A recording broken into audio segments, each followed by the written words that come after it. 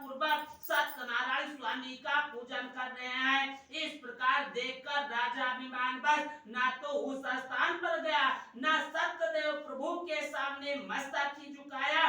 तत्पश्चात गोप लोगों ने पूजन समाप्त करने पर सत्यनारायण का प्रसाद राजा के समीप लाकर रखा तथा वह अपने स्थान पर आकर इच्छानुसार प्रसाद ग्रहण किए और राजा उस प्रसाद को त्याग कर चला गया।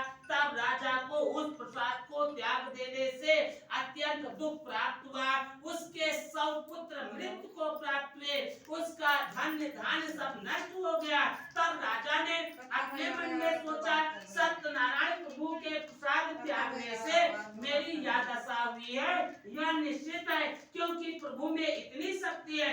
इस प्रकार सोचकर राजा शीघ्र ही उस स्थान पर गया जहाँ पर गोप लोग सत्यनारायण स्वामी का पूजन कर रहे थे।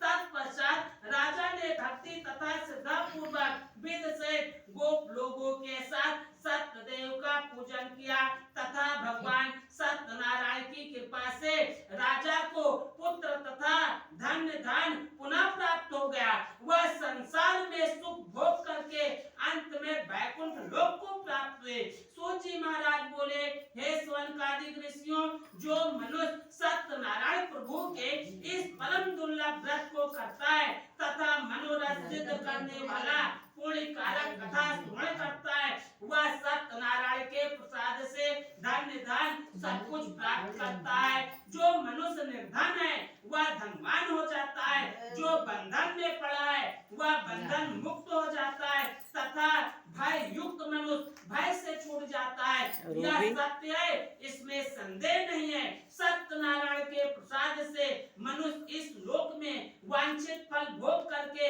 अंत में वैकुंठ को जाकर स्वर्ग सुख को प्राप्त करता है।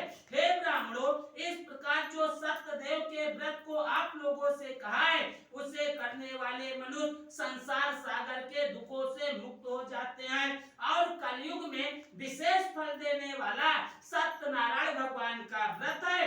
ऐसे वांछित फल देने वाले प्रभु को कोई काल कहता है, कोई ईश कहता है, कोई सत्यनारायण कहता है, कोई सत्यदेव कहता है। यह प्रभु अनेक प्रकार के रूप धारण करके पृथ्वी पर मनुष्यों की मनोरथ पूर्ण करते हैं तथा कलयुग में यही सनातन सत्य विष्णु रूप धारण करके सबकी इच्छा पूरी करते हैं। सूची महाराज कहते हैं, हे मुनीस्तमो, जो मनुष्य यह कथा नित्य पढ़ता तथा सुनता है वह सत्यदेव के प्रसाद से पाप मुक्त हो जाता है। हे मुनीश्वरों, जिन्होंने पूर्व जन्म में सत्यनारायण स्वामी का पूजन किया था, उनके दूसरे जन्म की हाल कह रहा हूँ, सुनो।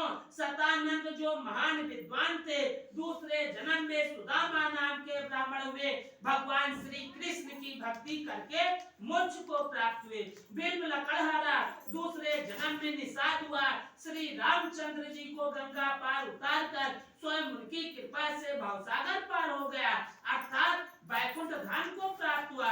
और उनका मुख राजा दूसरे जन्म में महाराज दशरथ हुए, जो भगवान श्री रंगनाथ का पूजन करके मोक्ष को प्राप्त हुए। और साधु वैश्य भी धार्मिक तथा सत्संग मोरध्वज राजा हुआ। वह ऐसा सत्यवादी और धार्मिक था कि अपनी स्त्री के साथ अपने पुत्र का दाहिना अंग आरे से काट करके ब्राह्मण रूपी श्री कृष्ण को देना स्वीकार किया था। यह कथा इस प्रकार का है। एक बार भगवान ने विचार किया, मोरध्वज राजा बड़ा सत्यवादी है, इसलिए उसकी परीक्षा लेनी चाहिए। अतः एक दिन ब्राह्मण का रूप धारण करके राजा के सामने आए, साथ में रस्सी में बांधा एक सिंह भी था। भगवान ने राजा से कहा, हे राजन, यह मेरा सिंह बहुत भूखा है, इसे भोजन दो। राजा बोला, आपका सिंह क्या खाएगा? भगवान ने उत्तर दिया, तुम्हारे इकलौते पुत्र के दाहिने अंग का मांस खाएगा और साथ ही शर्त है कि तुम और तुम्हारी स्त्री आरा से काटे और आंसू न बहे। राजा ने कहा, हे ब्राह्मण, शर्त के सहित मैं अपने पुत्र का मांस देने के लिए तैयार हूँ। अंत में राजा ने वैसा ही किया जैसा ब्राह्मण चाहता था, परंतु आरे से चीरते समय लड़के के बाईं आंख से आंसू निकल आया। ब्राह्मण ने कहा आंसू आ गया है, अब नहीं खाएगा। तब लड़के ने कहा खाना है तो दाहिना अंग खाएगा क्यों नहीं। बाएं अंग को तो इस बात का दुख है, वह ऐसा पतित है, इसे नहीं ग्रहण किया, इसी से आंसू निकल आया। ऐसा सुनकर ब्राह्मण रूपी भगवान बहुत प्रसन्न हुए और राजा को वैकुंठ दान दिया। तुरंत ध्वज राजा दूसरे जन्म में स्वयं मनु हुए। वह संपूर्ण